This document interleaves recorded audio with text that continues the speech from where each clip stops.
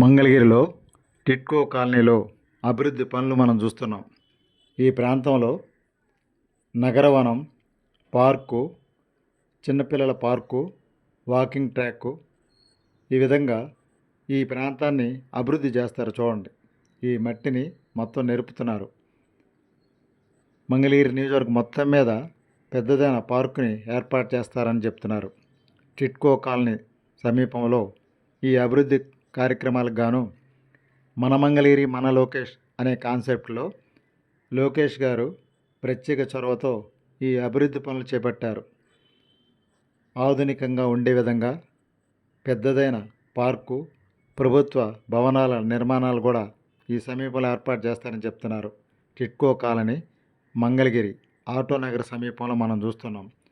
అభివృద్ధి దిశగా మంగళగిరి నియోజకవర్గం మంగళగిరి.